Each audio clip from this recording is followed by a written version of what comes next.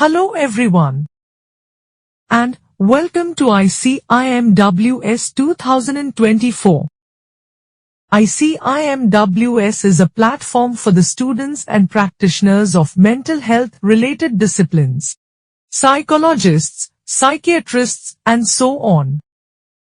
It has been created with the aspiration of improving the general awareness of various mental health related aspects, while simultaneously building the skill and capability of the mental health professionals so that they are able to better spread their knowledge and expertise. As part of ICIMWS, awareness campaigns are run on several different topics, webinar and panel discussions are conducted, and skill development workshops are conducted for students and practitioners. Visit our website icimws.psychotechservices.com for more interesting content.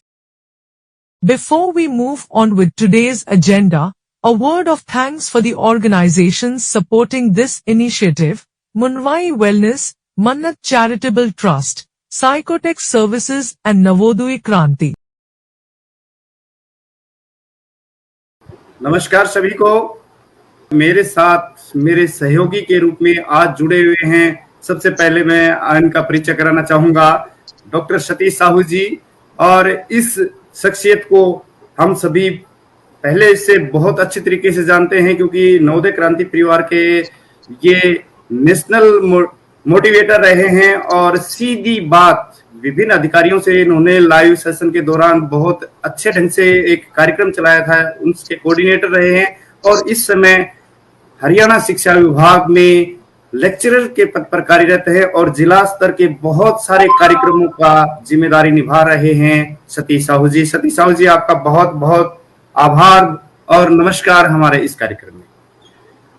इसके साथ हमारे साथ जुड़े हुए हैं गीता प्रकाश जी दिल्ली से, और इनका परिचय के बारे में मैं थोड़ा सा संक्षिप्त रूप में बता देता हूं। Geeta has almost 2 decades of experience as a teacher. She is also the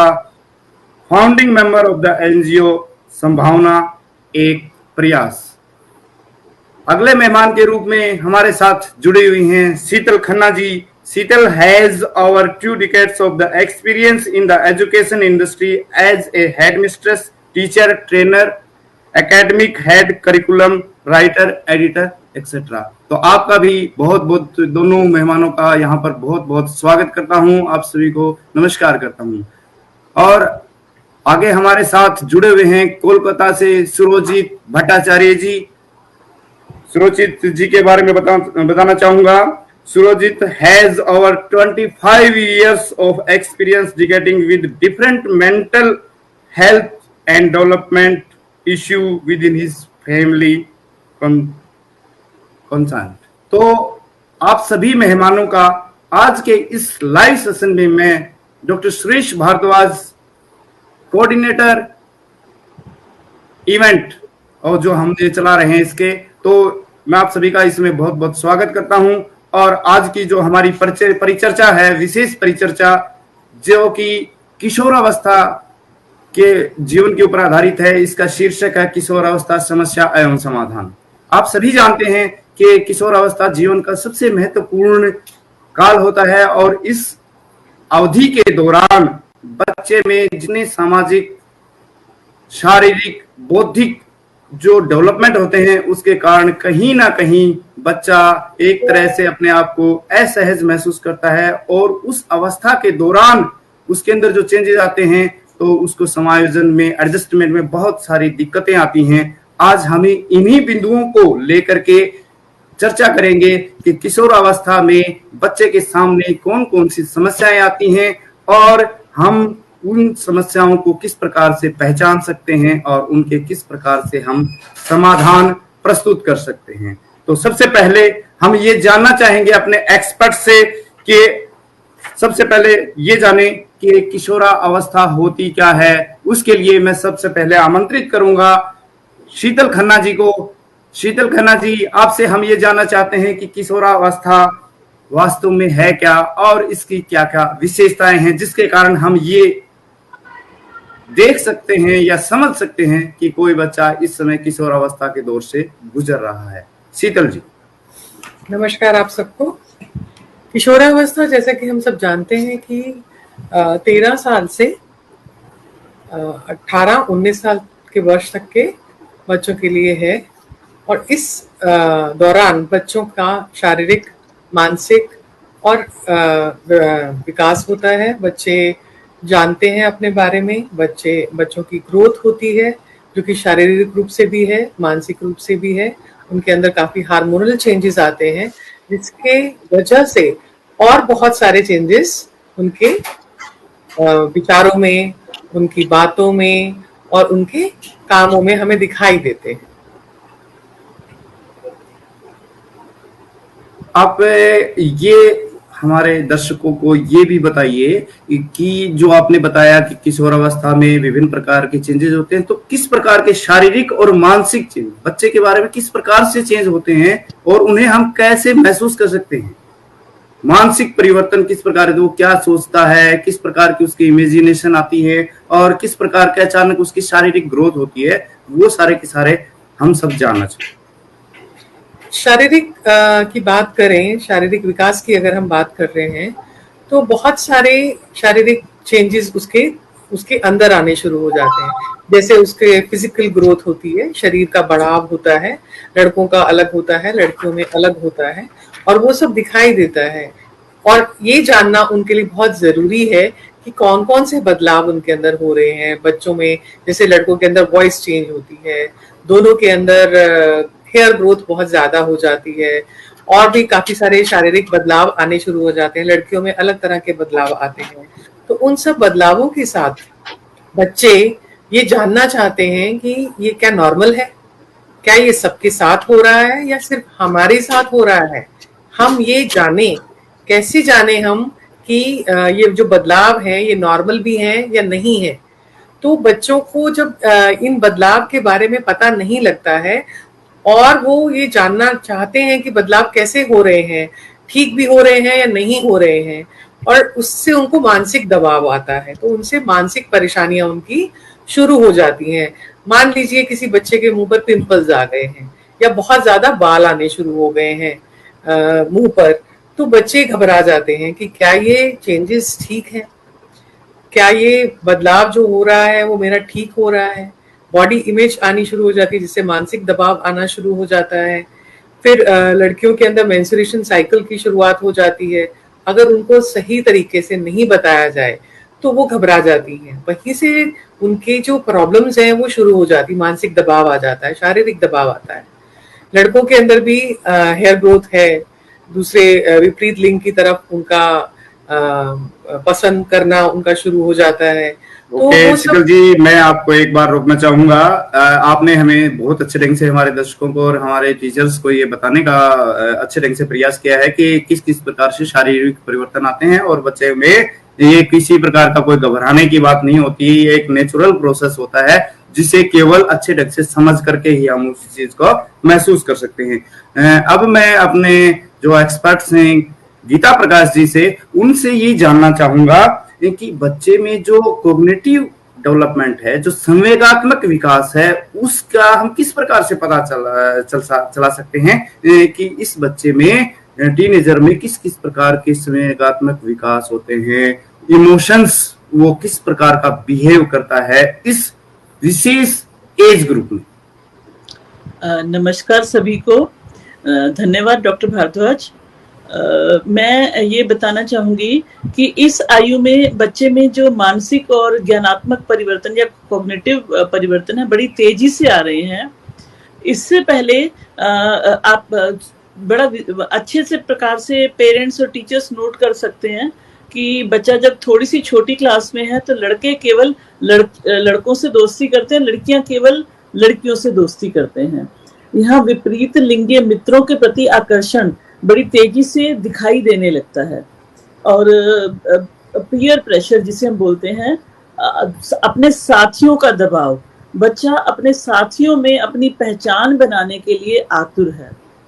इससे पहले जो बच्चा है समाज में उतनी भागीदारी नहीं कर रहा, लेकिन अब बच्चे के अपने विचार बनने लगे हैं, समाज में वो अपने आप को एक अडल्ट के रूप में पहचाने जाना चाहता है, वो अपनी पहचान ढूंढ रहा है, वो जानना चाहता है कि वो बड़ा होकर क्या इंसान बनना चाह रहा है।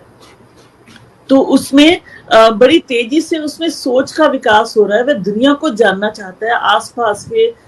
अपने देश के बारे में, अंतरराष्ट्र के बारे में, विभिन्न घटनाओं पर उसकी नजर है, वो सारी दुनिया को जानना चाहता है, उसके हिसाब से स्वयं को पहचानना चाहता है कि वो किस ओर आगे बढ़े। गीता जी ने बहुत अच्छे ढंग से अपनी बात को रखा है और उनके अनुसार इस समय जो कॉग्निटिव है, एकदम संवेदनात्मक विकास है, उसके अंदर बच्चे की भावनाएं प्रबल होती हैं, उसके अंदर एक तरह से वो कठोर अनुशासन से थोड़ा सा दूर भागने का प्रयास करता है और जो उसके अपने आप की सेल्फ इमेज है उसके ऊपर यदि कोई चोट पड़ती है सेल्फ प्रतिष्ठा पर, तो वो भी उस चीज को सहन नहीं कर सकता। यानी इस उम्र में आपके अनुसार बच्चे के अंदर ईर्ष्या और द्वेष और गुस्से की भावनाएं भी बहुत ज्यादा विकसित होती हैं, जिसको हमें बहुत अच्छे ढंग से समझना है। और जैसा शीतल जी ने भी बताया कि बच्चे के अंदर इस उम्र के दौरान जो प्रेम का कॉन्सेप्ट है, प्रेम की भावनाएं है, वो भी ज्यादा विकसित होती है। अब मैं अपने एक्सपर्ट सुरजीत जी के पास चलता हूं और उनसे ये जानने का प्रयास करता हूं कि वो भी हमें इस बताएं कि टीनेजर्स जो कि एक तरह से विभिन्न जो हमारे मनोवैज्ञानिक हुए हैं, एक साइकोलॉजिस्ट हुए हैं, उन्होंने अपनी अपनी डेफिनेशंस दी हैं और उसके बारे में कुछ अपनी थ्योरीज भी दी हैं। जैसे मैं आपको एक थोड़ा सा बताऊं, स्टेनले हॉल ने कहा था किशोरावस्था प्रतिबल, खिंचाव और तूफान और संघर्ष का समय है। मतलब सब कुछ असमंजस की स्थिति में रहता है, क्या करूं क्या ना करूं, और ये भी सही है ये भी हो सकता है, मतलब डिसीजन मेकिंग की उसकी अवस्था नहीं होती है, वो एक तरह से थोड़ा सा कंफ्यूज्ड लेवल में होता है। तो उस कंफ्यूजन को आप किस दृष्टिकोण से देखते हैं कि ये बच्चा अब इस अवस्था में टीन एज में इसके अंदर कौन कौन सी भावनाएं हैं जिसे हम समझ सकते हैं? तो थोड़ा सा आप हमें संक्षिप्त रूप में ये भी हमें बताएं।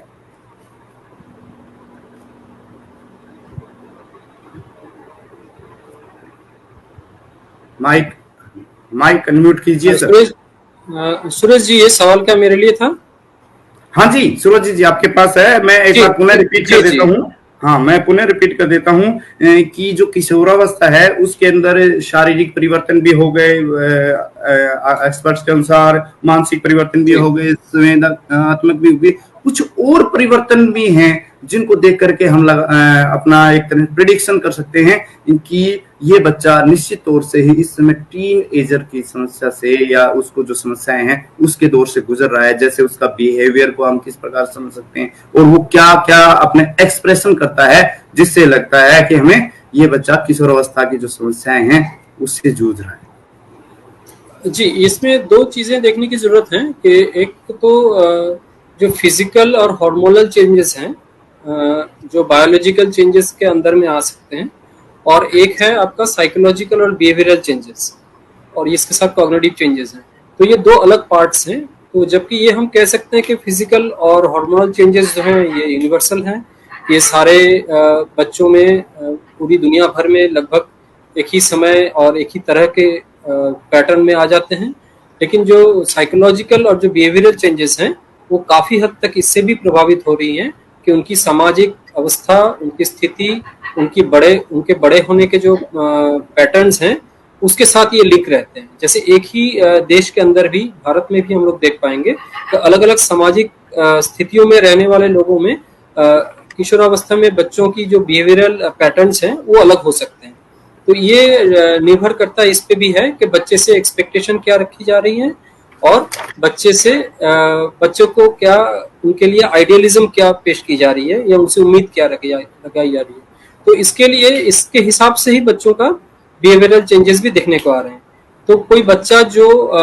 सही समय से स्कूल में गया है और सही कार्यक्रम के माध्यम से गया है, उनसे पढ़ाई की ही और खेलकूद की इसी की उम्मीद रखी जा रही है, उसके अंदर जो बिहेवियरल चेंजेस आएंगे और जो बच्चे पे थोड़े से ज्यादा प्रेशर आ गए हैं कि तुम जल्दी और एडल्ट बनो, तुम और जल्दी काम में आ जाओ या जल्दी परिवार को सहायता करो, तो उनमें चेंजेस भी अलग तरीके से आ सकते हैं। तो ये दोनों अलग अलग तरीके, और बॉयज एंड गर्ल्स में भी अलग आ सकते हैं, क्योंकि ये सोशियोलॉजिकल जो हम लोग का बिल्डअप है उसके ऊपर भी निर्भर करता है। तो हम लोग ये देख पाएंगे बच्चों में, ये देख पाएंगे हमेशा बच्चों में कि एक अस्थिरता की स्थिति हमेशा आ जाती है, और एक हमेशा देखा जाता है कि 10 से 11 साल के बच्चे से और 12 से 13 साल के बच्चों में जो अंतर है, ये एक स्पर्ट जो आती है, ये सिर्फ ग्रोथ स्पर्ट नहीं है, ये एक बिहेवियरल जो इरिटेशन आते हैं बच्चों में, थोड़ा सा एग्रेशन कभी आ सकता है, थोड़ा सा अस्थिरता की स्थिति जो आती है, थोड़े से गुस्से ज्यादा बच्चे करने लगते हैं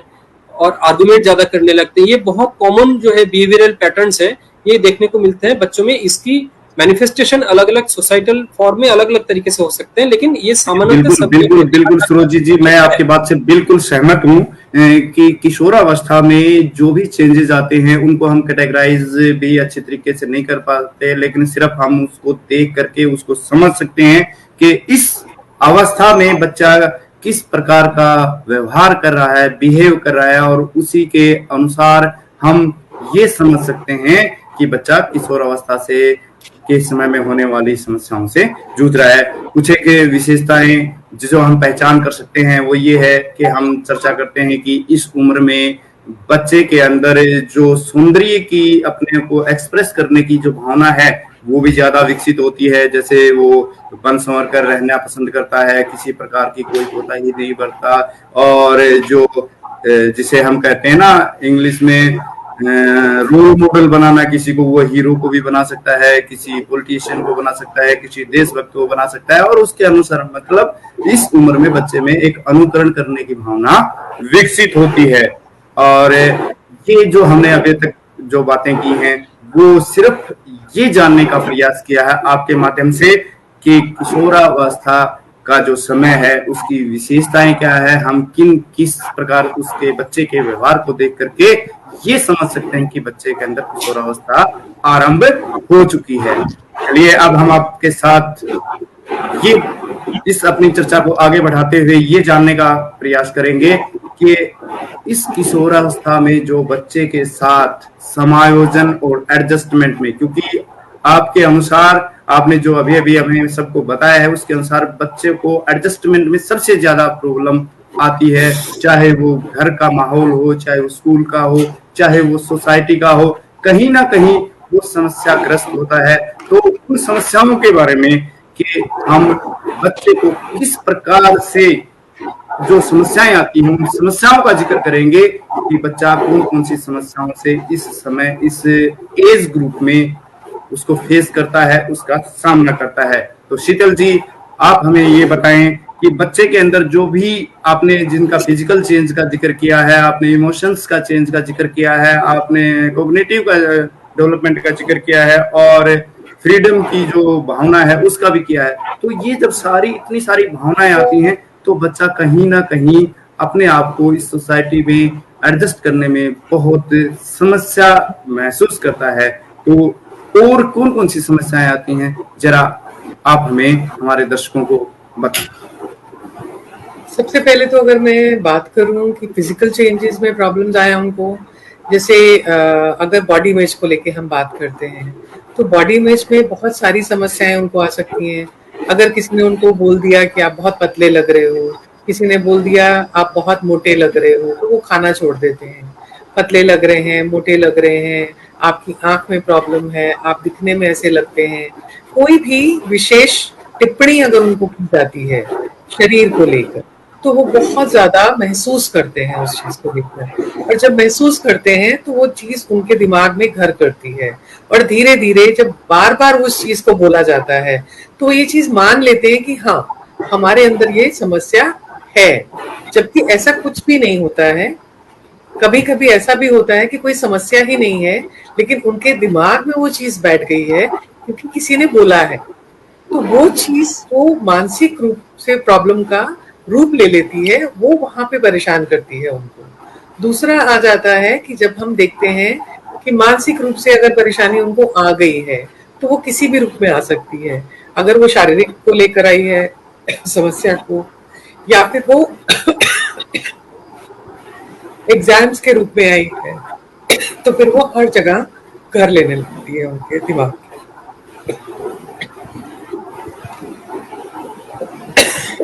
कोई बात नहीं, कोई बात नहीं। तब तक आप एक बार पानी ले लीजिए। मैं इसी बात को गीता जी से ये जानना चाहूंगा कि जो समस्याएं आती हैं उनमें परिवार को लेकर के, परिवार का जो एडजस्टमेंट आता है उसके साथ भी बहुत समस्याएं आती हैं। किस किस प्रकार की समस्याएं बच्चा फेस करता है परिवार के?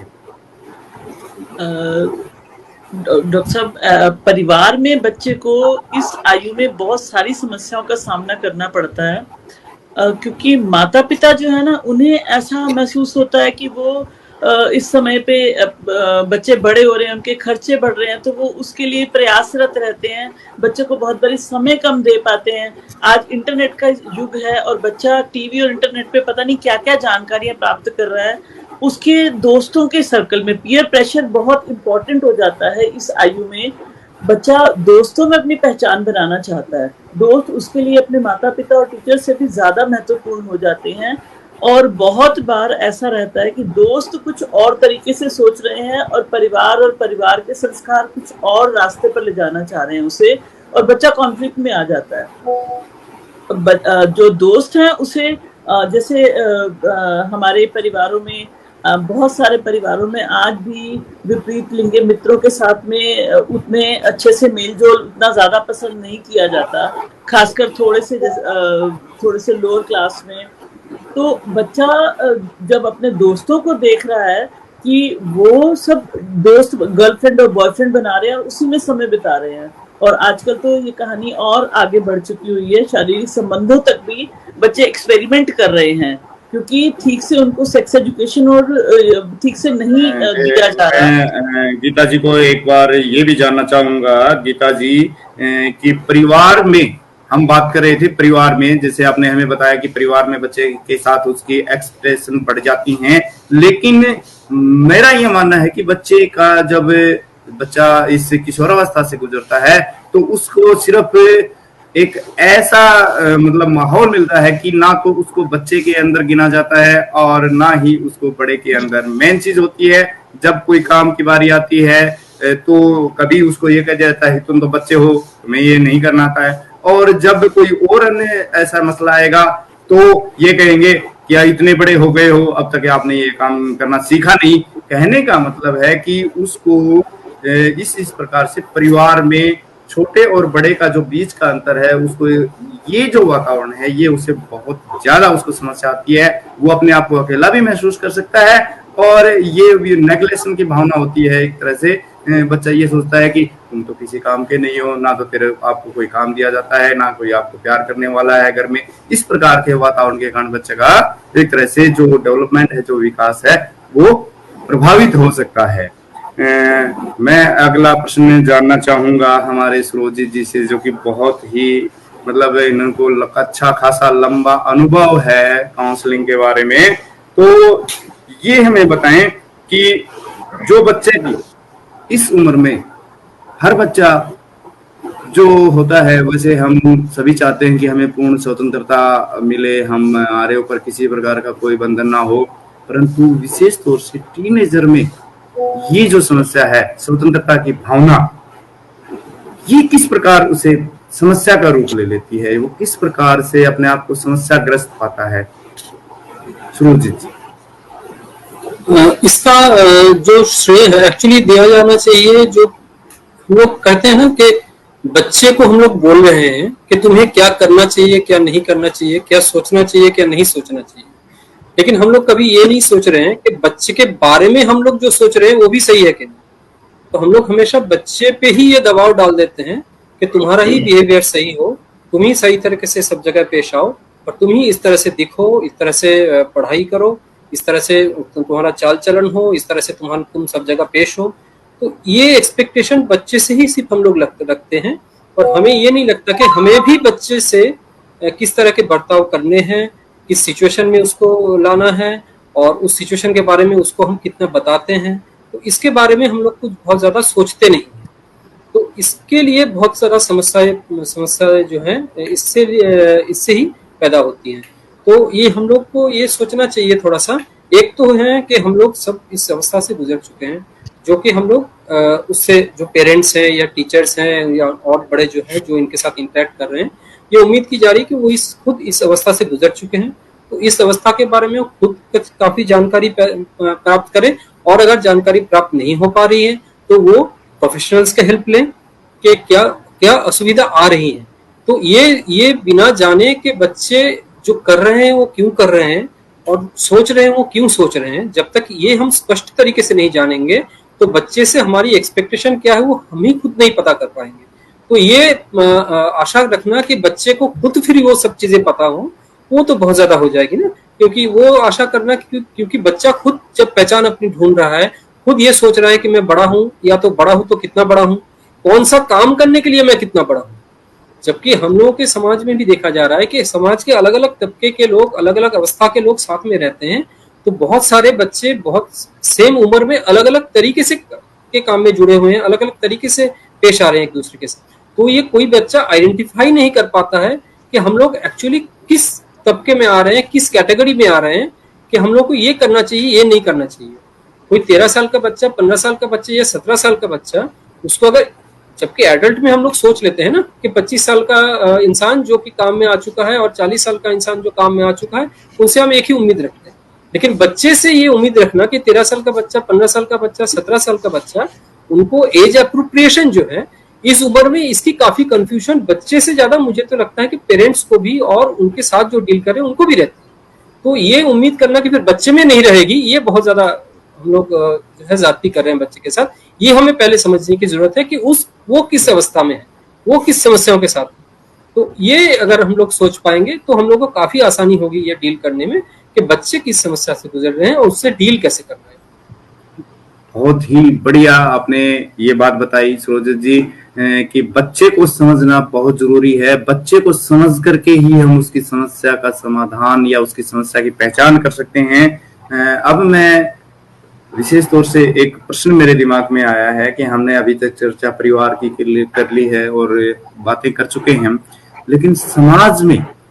जो टीनेजर्स हैं वो जितनी एंटी सोशल या सामाजिक विरोधी जो भावनाएं होती हैं वो ज्यादा विकसित होती हैं। बच्चे इस उम्र में ज्यादा समाज विरोधी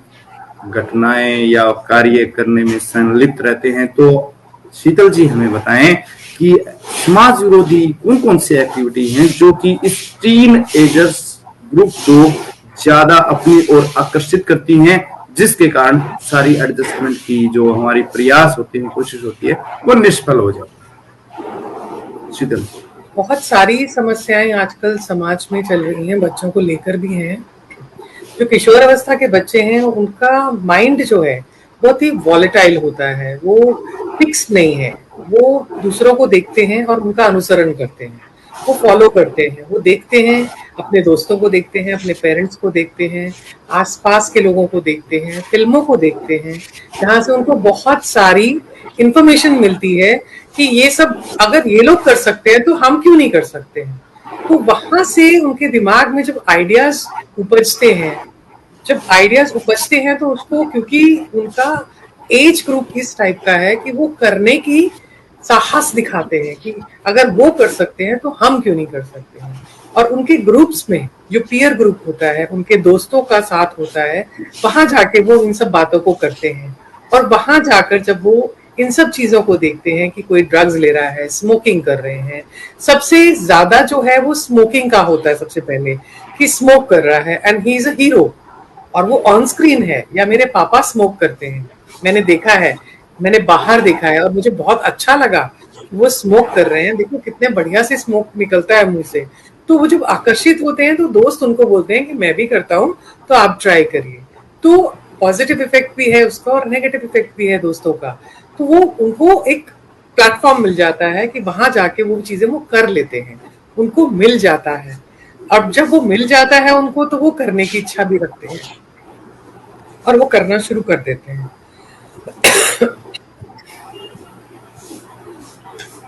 जब उनको करने को मिलता है तब जाकर उनको लगता है कि मैंने एक तो कर लिया,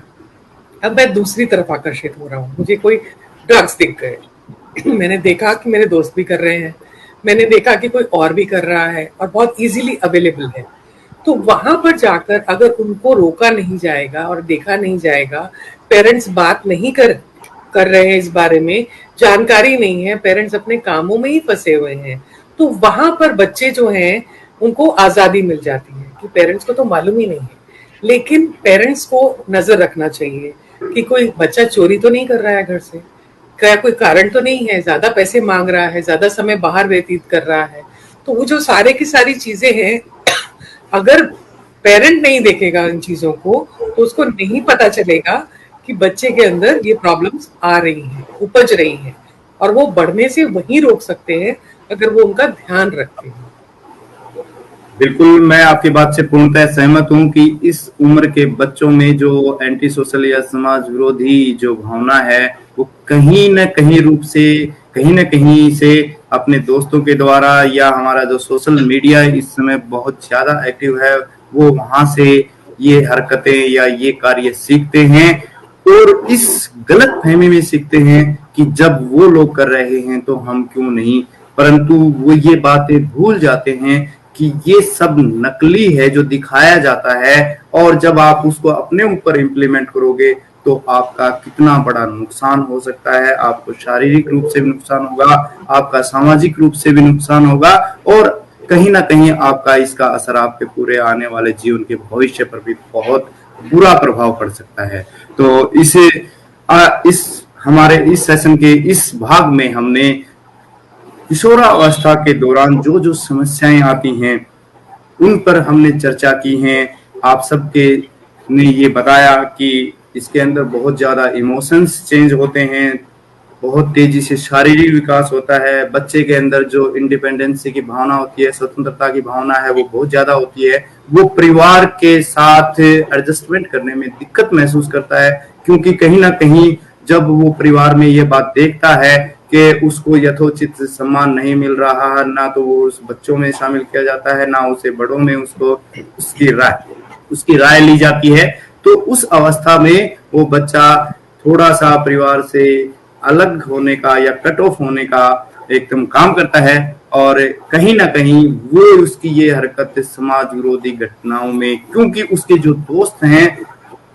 किशोरावस्था में बच्चा समूह में सीखता है, बच्चों के जो वो समूह से प्रेम करता है, तो वो जो उसको दोस्त उसको सिखाते हैं तो बच्चे के मन के ऊपर तुरंत असर पड़ता है, और वो बच्चा उस अच्छी आदतों की बजाय वो बुरी आदतें सीख जाता है, जो कि उसके जीवन के लिए बहुत खतरनाक है। और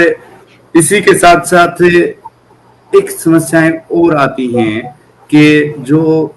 बच्चे हैं हमारे किशोरावस्था के दौरान, कि उनका जो दृष्टिकोण है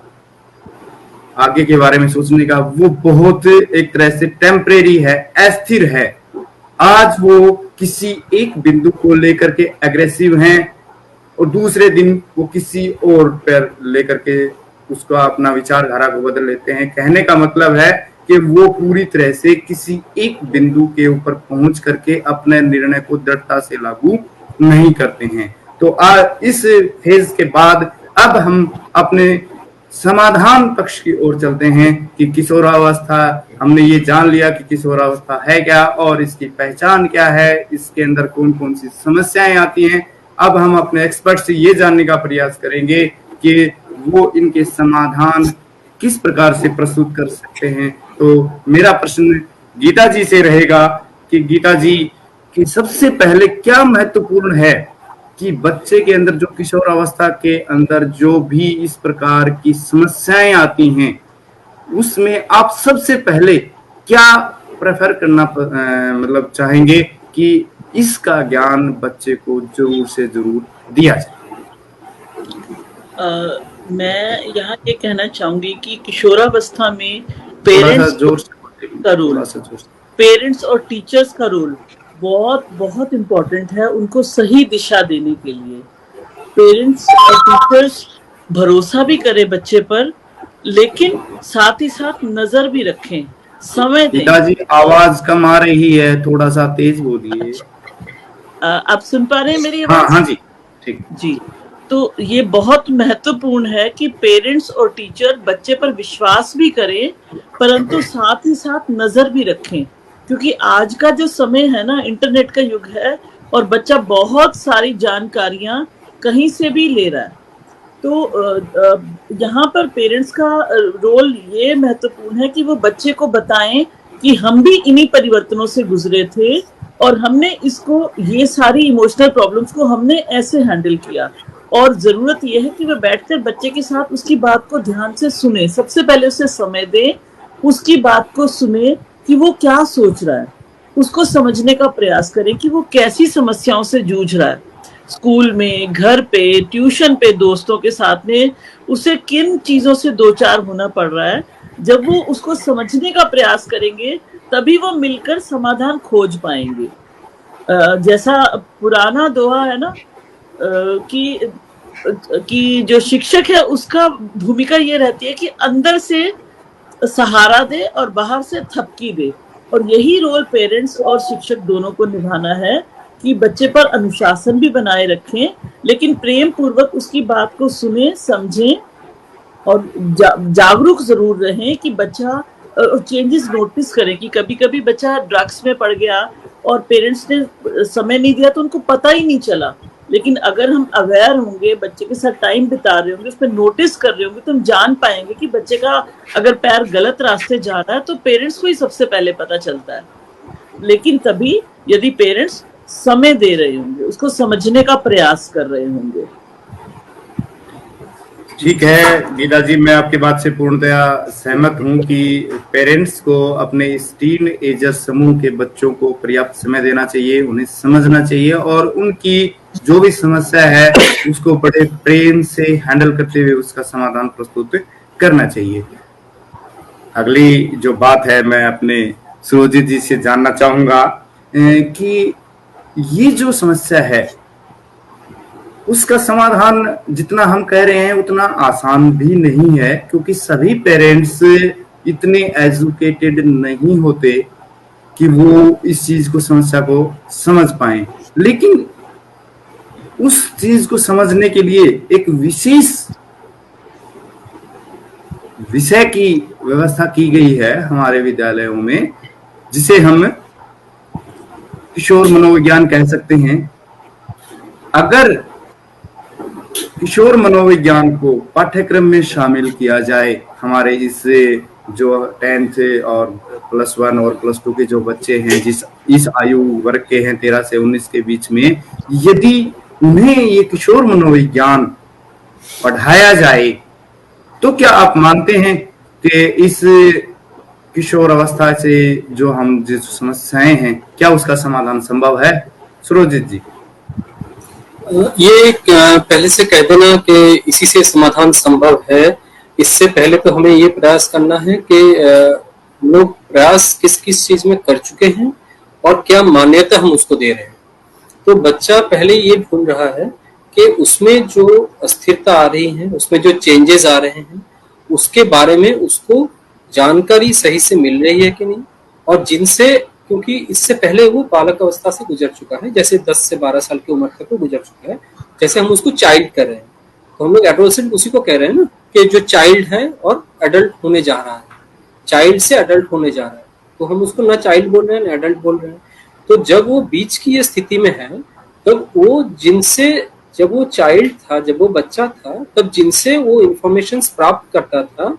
उनसे उन्हीं को ऑथेंटिक मानता था, तो ऐसे ही वो उसकी जिंदगी चलती थी। लेकिन अभी जब वो किशोर अवस्था में है, तो ये जो इंफॉर्मेशन उसको मिलेंगे, स्टडीज उसके किताब वो पढ़ेगा, तो ये ऑथेंटिसिटी उसको बहुत अच्छी तरह से मिलनी चाहिए कि हमें इनसे पता चल रहा है और ये ऑथेंटिक होनी चाहिए। तो ये उसके जो टीचर्स हैं, पेरेंट्स जो हैं, और ये जो किताबें जो हम जिनकी हम बात करें कि करिकुलम में क्या इंक्लूड होना है, ये तीनों चीजों का बैलेंस होना जरूरी है। कहीं भी वो उसको ऐसा लगे कि मेरे मम्मी पापा तो ये कह रहे हैं, लेकिन फिर टीचर्स तो ये कह रहे हैं, और फिर मेरे किताबों में तो ये है,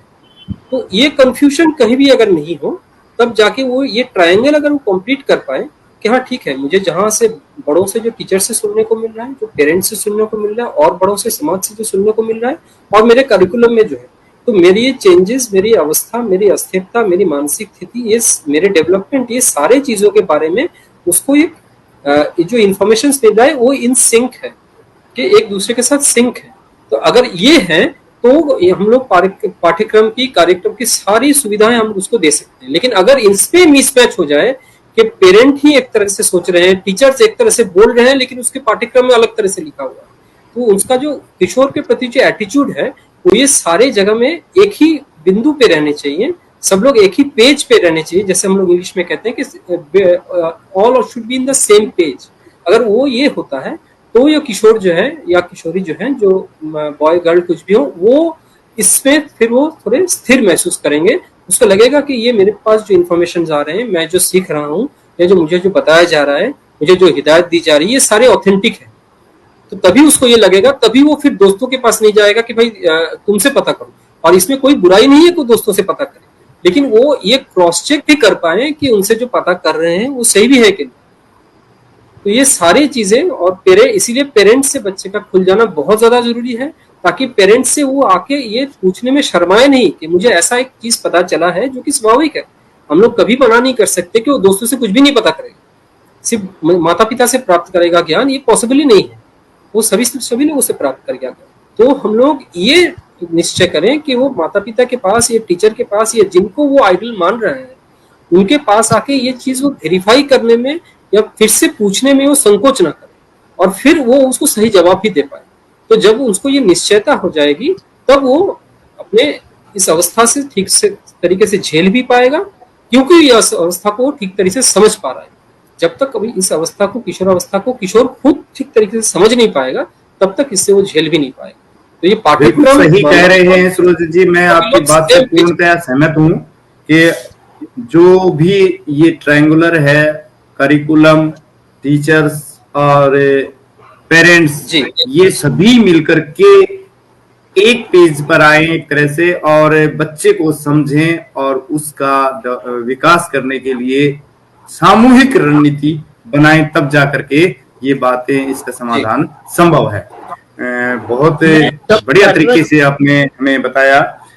अब मैं थोड़ा सा ये जानना चाहूंगा शीतल खन्ना जी से कि जो हमारी शिक्षण व्यवस्था है,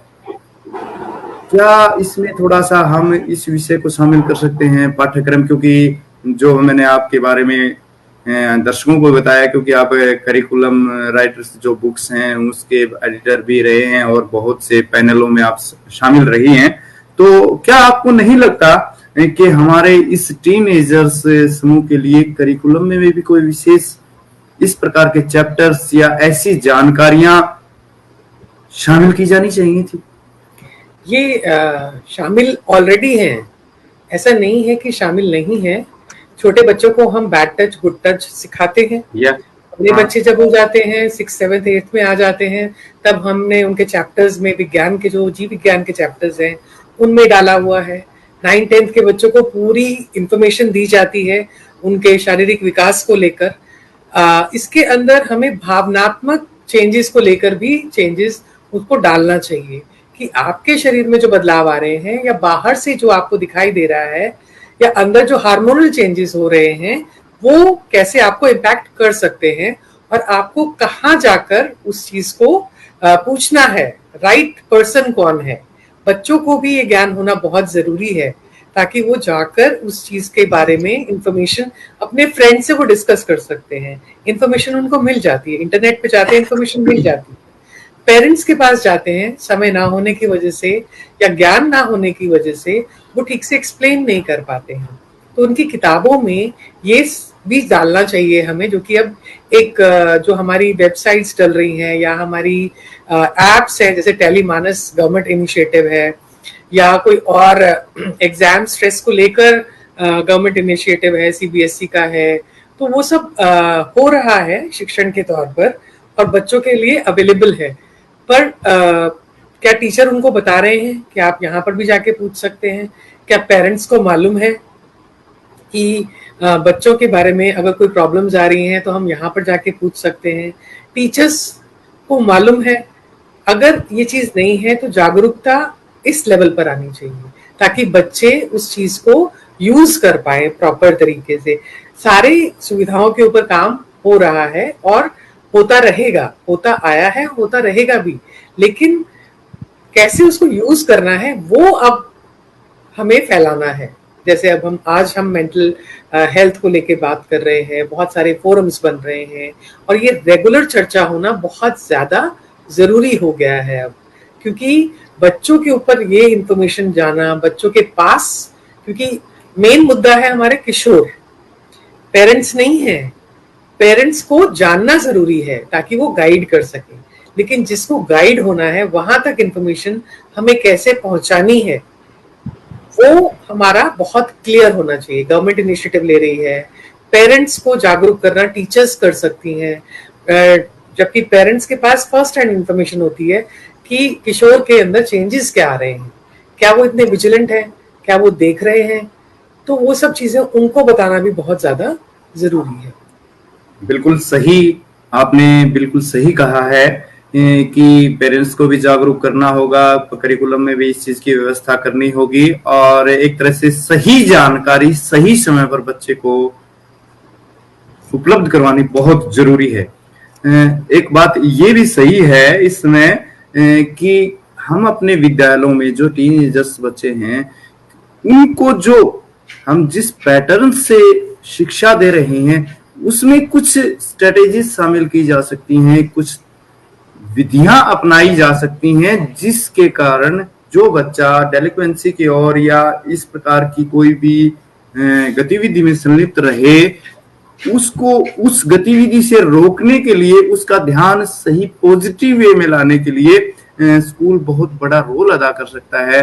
आपने तो करिकुलम की बात कर दी, लेकिन करिकुलम के साथ साथ जो टीचर्स उनको पढ़ाते हैं वो अपने टीचिंग मेथड को बढ़िया लेके आए ताकि बच्चे का जो इंटरेस्ट है वो सही रहे, बच्चे का मन पढ़ाई में लगे, इधर उधर भटके नहीं। और इसके साथ साथ को करिकुलम एक्टिविटीज हैं, स्पोर्ट्स है, ड्रामा है, कल्चरल एक्टिविटीज हैं, विभिन्न प्रकार के कॉम्पिटिशन्स हैं जिसमें बच्चे को एक उस एनर्जी को सही रास्ता दिख जाता है और वो बच्चा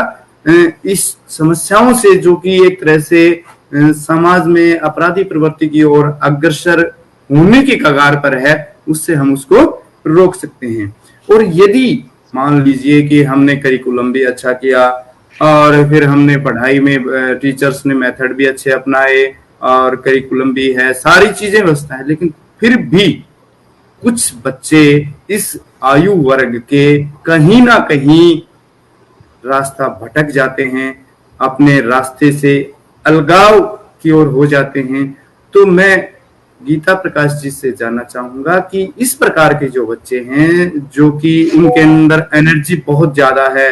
कोई चीज की कमी नहीं है, उत्साह है, ताकत है, बहुत सारे गुण हैं, लेकिन एक अवगुण ने उसके सारे के सारे वो जो रास्ते हैं वो बंद कर दिए हैं। तो आप ये बताएं कि यदि कोई बच्चा इस प्रकार की गतिविधियों में संलिप्त हो जाता है, रास्ता भटक जाता है, तो उसको सही रास्ते पर लाने के लिए हम कौन कौन से तरीके अपना सकते हैं? मैं यहाँ पे ये कहना चाहूंगी कि बहुत ही महत्वपूर्ण है सबसे पहले ये समझ लेना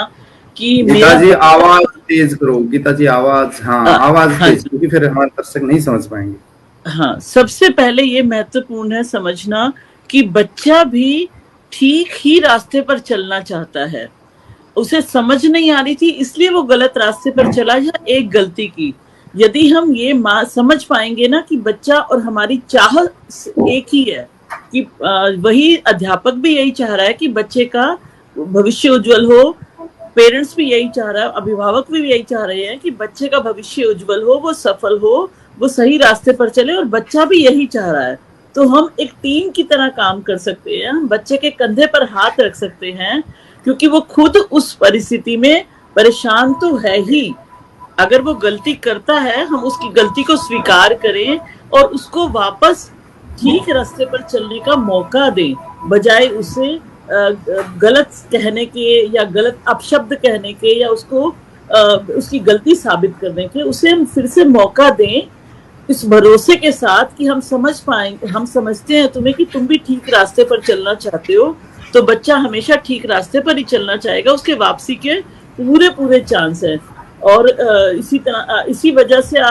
जो हमारा जो न्यायिक व्यवस्था है उसमें भी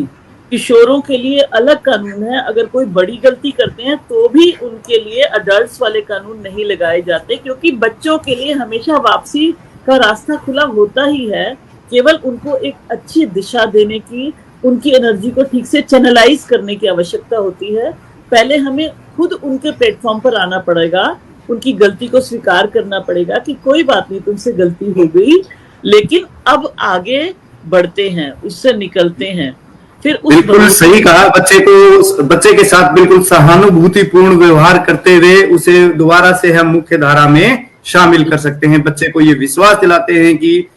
उसकी गलती माफ की जा चुकी है और भविष्य में इस प्रकार की गलती से आश्वासन ले सकते हैं कि भविष्य में इस प्रकार की गलती नहीं होगी। तो निसंदेह रूप से वो युवा, वो किशोर दोबारा से जीवन में ऐसी गलती नहीं करेगा और जो भटकाव का जो रास्ता था उसको छोड़ करके वो दोबारा से मुख्य धारा में शामिल हो सकता है। मैं इसी प्रश्न को थोड़ा सा दूसरी तरीके से सुरोजित जी से जानना चाहूंगा कि मैं ये जानना चाहता हूं कि जो बच्चा इस प्रकार से असामाजिक गतिविधियों में संलिप्त रहता है और उसके व्यवहार को ना टीचर समझ पाता है ना उसके पेरेंट्स समझ पाते हैं, तो उस दिशा में उसको गाइडेंस एंड काउंसलिंग के क्या स्कोप हैं जिसकी वजह से हम उसको मुख्य धारा बना सकते हैं? क्या रोल निभा सकता है गाइडेंस एंड काउंसलिंग? जी, एक्चुअली गाइडेंस और काउंसलिंग के स्कोप्स को अभी तो मेरा मानना है कि पूरी तरह से एक्सप्लोर किया भी नहीं गया है। इंडिया में भी बड़े शहरों में या तक के मीडियम साइज के शहरों में भी थोड़े बहुत प्रोग्रेस हुए हैं, लेकिन अभी भी इस मामले को ज्यादातर पारिवारिक एक मामला समझ के, परिवार का कोई दोष है ये समझ के, या तो बच्चे का दोष है या तो कभी बच्चे को माफ करते तो परिवार का दोष है, इतना ही मान के हम लोग छोड़ देते हैं। तो ये समाज को भी समझने की जरूरत है कि इस तरह से समस्या का समाधान नहीं होगा। अगर ये समस्या है तो उसका कोई कारण भी होगा। और थोड़ा सा आवाज तेज कीजिए। हेलो, हाँ जी, हाँ जी, आपकी वॉइस ठीक है? हाँ ठीक है जी जी। हाँ, तो ये समझने की जरूरत है कि इसको अंडर द कारपेट जो है हम लोग दबा के कुछ नहीं कर पाएंगे। तो इसके बारे में हम लोग को जागरूक होने की भी जरूरत है और टेक्निकल हेल्प, जैसे हम लोग की शरीर में बीमारी होती है उसके लिए हम लोग तो हिचकते नहीं है ना कि डॉक्टर के पास जाएंगे, क्यों जाएंगे, तो कोई हमें सवाल नहीं पूछता है। इसीलिए इसी तरह से इसको एक स्वाभाविक रूप देना है कि गाइडेंस एंड काउंसलिंग जो है उतनी ही जरूरत है। जो भी समस्या बच्चे के जिसके थ्रू बच्चा जा रहा है, जो उसके स्वभाव में ये प्रॉब्लम आ रहा है, जो हमें लग रहा है कि प्रॉब्लमेटिक है या असल में प्रॉब्लमेटिक है भी, तो इस सारे मामलों में गाइडेंस एंड काउंसलिंग मदद कर सकता है, क्योंकि उनके पास वो टेक्निकल एक्सपर्टीज रहती है, उन्होंने पढ़ाई की होती है इसके बारे में, इसके बारे में सारे दुनिया में जो रिसर्चेस हुए होते हैं उनके रिजल्ट्स भी उनके साथ होते हैं। रिसर्चेस भी तो एनसीसी के लिए होती है ना, कि आप समस्याओं के बारे में समझ पाए और सही से डेटा कलेक्ट करते हैं और उसके बाद एक निष्कर्ष पे पहुंचते हैं। तो ये निष्कर्ष में जो पहुंचा जा चुका है पूरी दुनिया में, तो इसके बारे में टेक्निकल हेल्प जो है वो गाइडेंस और काउंसलिंग ये काउंसलर्स दे सकते हैं, या स्कूल में काउंसलर्स रहते हैं, बाकी मेडिकल सेंटर्स में रह सकते हैं, कि जो भी अवस्था में बच्चा है तो काउंसलर्स के पास और गाइडेंस के लिए वो जा सकता है। इसीलिए और माता पिता को भी ये बिना हिचक के और बिना कोई शर्म के जाना चाहिए, कि ना कि ये सोच के कि मेरे बच्चे ने ऐसा कर दिया तो शायद में कोई गलती होगी, शायद मेरे समाज में कोई गलती होगी या उसके स्कूल में कोई गलती होगी। ये गलती ढूंढने के जगह हम लोग अगर सॉल्यूशन फोकस्ड रहे तो इसी से समाधान निकल सकता है कि हम लोग गाइडेंस लेने जाएं, बेहिचक जाएं, जिनके पास भी टेक्निकल हेल्प है उनके पास हम आगे बढ़ें, ये समस्या को सही से समझें और उसका समाधान का प्रयास करें, ना कि इस समस्या के लिए कोई ब्लेम गेम खेल के हम लोग कहीं नहीं जा सकते कि या तो परिवार का दोष है या तो स्कूल का दोष है या तो बच्चा खुद ही खराब है। तो ये सोच के कोई फायदा नहीं है। आपकी बात से पूर्णतः 100% समर्थन करता हूं आपका कि किसी के ऊपर दोषारोपण करने से समस्या का समाधान नहीं होता। समस्या का तो बात करने से बात बनती है। ये कहावत है हमारे यहाँ लोकल में कि जब कोई समस्या है तो बात की जाए, और बात जब हम करेंगे, बातचीत करेंगे, तो जो समस्या है उसका समाधान निश्चित तौर से निकलेगा। तो जो हमारा आज का ये डिस्कशन हुआ समाधान में, मैं उसको थोड़ा सा समराइज कर देता हूं, क्योंकि हमारे पास समय की लिमिटेशन है। 1 घंटे के बाद हमारा सेशन ऑटोमेटिकली कट जाएगा, तो हम चाहते हैं कि उससे पहले हम इसको समराइज कर देते हैं कि सबसे पहले महत्वपूर्ण ये है कि जो किशोरावस्था है उसकी जो हम समाधान प्रस्तुत करना चाहते हैं, तो सबसे पहले पेरेंट्स को भी और टीचर्स को भी जो चाइल्ड साइकोलॉजी है, जो किशोर मनोविज्ञान है उसकी जानकारी होनी चाहिए, बच्चे के चेंजेस के बारे में, बच्चे की क्या आवश्यकताएं हैं, क्या नीड है, वो किस प्रकार का व्यवहार क्यों कर रहा है और उसका किस प्रकार से हम निराकरण कर सकते हैं। और साथ के साथ इस उम्र में बच्चों को शारीरिक शिक्षा की व्यवस्था के बारे में भी जानकारी दी जानी चाहिए, ताकि बच्चा अपने शरीर के बारे में होने वाले चेंजेस के बारे में पूरी तरह से अवेयर हो सके और वो किसी प्रकार की गलत फहमी में या अपने मित्रों के कहने से कोई उल्टी सीधी हरकत ना करे। और जो पाठ्यक्रम की व्यवस्था है वो भी सही तरीके से की जाए, को करिकुलम एक्टिविटीज जिसमें बच्चे को बिजी रखा जा सकता है, और जो टीचिंग मेथड्स हैं जो बच्चे को रुचिकर लगे, उनमें जो बच्चे के अनुसार उसकी मानसिकता के अनुसार हो वो हम टीचिंग मेथड अपना सकते हैं। और एक तरह से सामाजिक शिक्षा भी दी जा सकती है, समाज में आपको किस प्रकार से व्यवहार करना है, अच्छे व्यक्ति बनने के लिए, अच्छे नागरिक बनने के लिए कौन कौन से व्यवहार की जरूरत है वो बच्चे को हम एक तरह से शिक्षा दे सकते हैं, उसके अंदर उन गुणों का विकास कर सकते हैं। डिसिप्लिन, अनुशासन की शिक्षा भी बच्चे को दी जा सकती है, ताकि वो जो बच्चा है, किशोर है, वो सही तरीके से अपने जीवन में अपने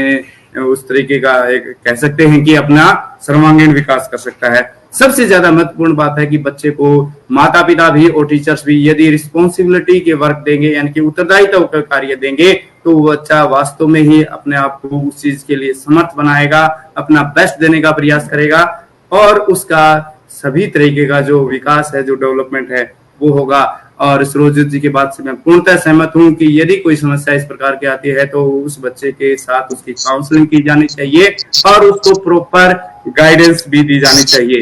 और बच्चों के जो पेरेंट्स हैं वो और टीचर्स मिलकर के एक जो हम जिसे पेरेंट्स टीचर एसोसिएशन कहते हैं, ये बहुत महत्वपूर्ण रोल अदा कर सकती है इस किशोर अवस्था की समस्याओं का समाधान के लिए। तो ये हमारा आज का लाइव सेशन रहा।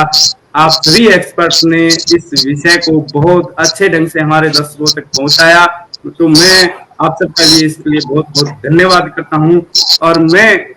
अपने जो इस समय लाइव दर्शक जुड़े हुए हैं उनसे एक अनुरोध करता हूं कि ये जो हमारा जो सेशन है इसको ज्यादा से ज्यादा लाइक करें, कमेंट्स करें और शेयर करें, ताकि ये इतनी अच्छी महत्वपूर्ण जानकारी ज्यादा से ज्यादा बच्चों तक, उनके पेरेंट्स तक ये पहुंच पाए और उनकी भी समस्या का समाधान हो सके। और सेशन के अंत में आपको डिस्क्रिप्शन में और कमेंट्स बॉक्स में पिन किया हुआ आपको एक फीडबैक फॉर्म मिलेगा। तो मैं आप सबसे ये अनुरोध करता हूं कि आप उस फीडबैक फॉर्म को जरूर भरें, ताकि हम ये जान सकें कि आज का ये जो लाइव सेशन था इसमें हम अपने मकसद में कहां तक सफल हुए। और यदि हमारे से कोई भी इस प्रकार का कोई सुधार या सुझाव चाहते हैं तो अपनी राय कमेंट्स बॉक्स में जरूर दें। अब मैं अपने साथी डॉक्टर सतीश साहू जी को आमंत्रित करता हूं कि वो आज के इस सेशन पे हमारा समय समाप्त होने से पहले अपने विचार जरूर साझा करें। सतीश साहू जी। जी, आप सभी को नमस्कार। तो अभी आप सुन रहे थे, देख रहे थे किशोरावस्था में आने वाली विभिन्न समस्याएं और उन समस्याओं के निराकरण के लिए हमारे खास मेहमान आपके बीच थे, जिन्होंने अपनी बात रखी, अपने व्यूज रखे। तो आप देख रहे होंगे कि जब बच्चा कोई किसी प्रकार से रास्ता भटकता है तो साथियों ने अभी यही चीज बताई कि उनको मित्रवत व्यवहार करते हुए हम लाइन पर लाएंगे, कभी भी उनको दुश्मनी का व्यवहार ना करें। सबसे बेस्ट है कि मित्रवत व्यवहार हो, और जो मित्र बनकर जो हम उनको एक सही मार्ग पर ला सकते हैं वो हम एक पेरेंट्स या एक टीचर बनकर नहीं ला सकते। दूसरी बात, अभी सभी ने एक ये भी सामने आई बात उभर के कि हम बच्चे को क्रिएटिव माइंड रखें, अर्थात उनको कहीं ना कहीं लगातार बनाए रखें। खाली जब तक माइंड रहेगा तो शैतान बना रहेगा, तो उनको कोई ना कोई काम इस प्रकार का दे जिसमें बच्चे की बेहतर लगाव हो। तो इस प्रकार के कार्यक्रम के लिए कार्यक्रम था हमारा एक सामाजिक जागरूकता के रूप में। किशोरावस्था में बच्चे जब अपना रास्ता भटकते हैं तो किस प्रकार से उनको सही मार्ग दर्शाया जा सकता है, और आगे भी हम मिलते रहेंगे। तो फिर हम आगे बढ़ते हैं, फिर किसी दिन आपसे मुखातिब होंगे, आपसे मुलाकात होगी। तब तक के लिए नमस्कार, जय हिंद, जय भारत।